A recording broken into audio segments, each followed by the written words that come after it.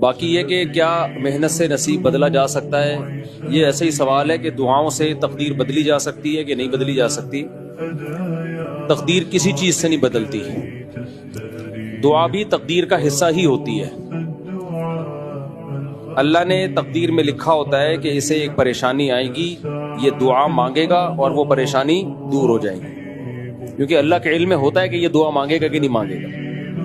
اور کسی کی تقدیر میں لکھا ہوتا ہے کہ اسے پریشانی آئے گی، دعا نہیں مانگے گا اور پریشانی دور نہیں ہوگی۔ تقدیر تو اللہ کے علم کا نام ہے، جو اللہ کا علم ہے وہ کبھی بھی چینج نہیں ہو سکتا۔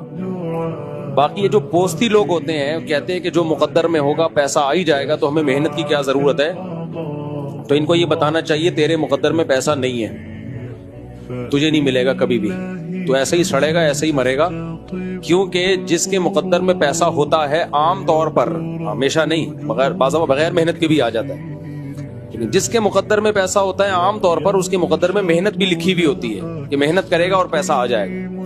اللہ کو پتا تھا یہ محنت نہیں کرے گا، بلکہ یہی باتیں کرے گا کہ نصیب میں ہوگا تو آ جائے گا، نصیب میں نہیں ہوگا تو نہیں آئے گا۔ اللہ کو پتا تھا یہ باتیں کرے گا، لہذا نصیب میں اللہ نے لکھا ہی نہیں ہوتا۔ سمجھ رہے ہو؟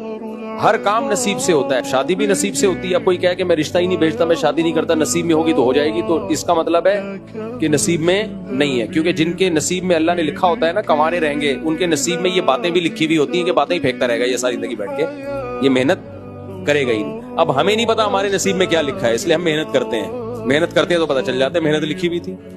تو نصیب جو ہے یہ پہلے پتہ نہیں ہوتا، پہلے پتہ ہو تو دنیا کا نظام بگڑ جائے۔